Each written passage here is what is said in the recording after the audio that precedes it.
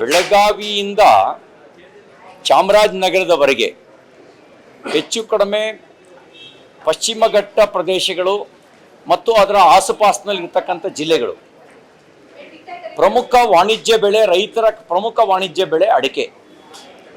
ಈ ಸರ್ಕಾರ ಗುಡ್ಕಾ ನಿಷೇಧದ ಪ್ರಸ್ತಾಪವನ್ನು ಮುಂದಿಟ್ಟಿದೆ. ಏಕಾಏಕಿ ಯಾಕೆ ಜ್ಞಾನೋದಯ ಆಯಿತು? ಏನಾದ್ರು ಗುಡ್ಕಾ ಕಂಪನಿ ಜೊತೆನಲ್ಲಿ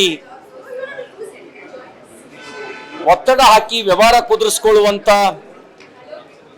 ಆಲೋಚನೆ ಇರಬಹುದಾ? ಈ ಸಂಶಯನೂ ಕೂಡ ಬರ್ತಾ ಇದೆ. ನಾನು ಒಂದೇ ಮಾತು ಹೇಳಕ್ ಬಯಸೋದು, ಜನರ ಆರೋಗ್ಯಕ್ಕೆ ಹಾನಿಯಾಗುವಂತ ಯಾವುದೇ ವಸ್ತುವನ್ನ ನಿಷೇಧ ಮಾಡೋದಕ್ಕೆ ನಿಮಗೆ ಅಧಿಕಾರ ಇದೆ. ಜನರ ಆರೋಗ್ಯಕ್ಕೆ ಹಾನಿಯಾಗುವಂತ ಎಲ್ಲವನ್ನೂ ನಿಷೇಧಿಸಿ. ಲಿಕ್ಕರ್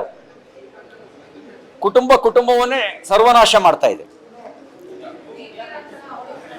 ನಕಲಿ ಮದ್ಯ ಪೂರೈಕೆ ಆಗ್ತಾ ಇದೆ.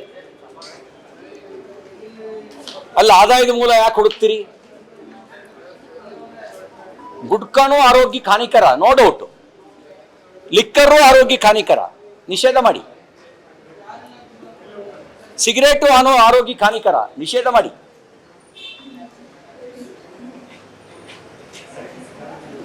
ಈ 16-17 ಜಿಲ್ಲೆಗಳ ರೈತರ ಬದುಕು ಬೀದಿಗೆ ಬೀಳದಂತೆ ಎಚ್ಚರ ವಹಿಸಬೇಕಾದ ಅವಶ್ಯಕತೆ ಇದೆ.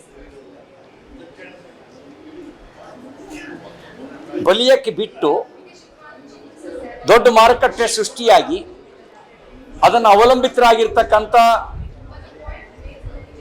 ಕುಟುಂಬಗಳ ಸಂಖ್ಯೆ ಲಕ್ಷಾಂತರ ಸಂಖ್ಯೆ ದಾಟಿದ ಮೇಲೆ ಈ ನಿರ್ಣಯ ತಗೊಳ್ಳೋದ್ರ ಹಿಂದ್ಗಡೆ ನನಗೆಲ್ಲೋ ಸ್ವಲ್ಪ ಅನುಮಾನ ಕಾಡ್ತಾ ಇದೆ. ಈ ಅನುಮಾನ ಗುಡ್ಕಾ ಕಂಪನಿಗಳ ಜೊತೆನಲ್ಲಿ ವ್ಯವಹಾರ ಕುದುರಿಸ್ಕೊಳ್ಳೋಕ್ಕಾಗಿದ್ರೆ ಅದಕ್ಕಿಂತ ಇನ್ನೊಂದು ದ್ರೋಹದ ಸಂಗತಿ ಮತ್ತೊಂದಿಲ್ಲ.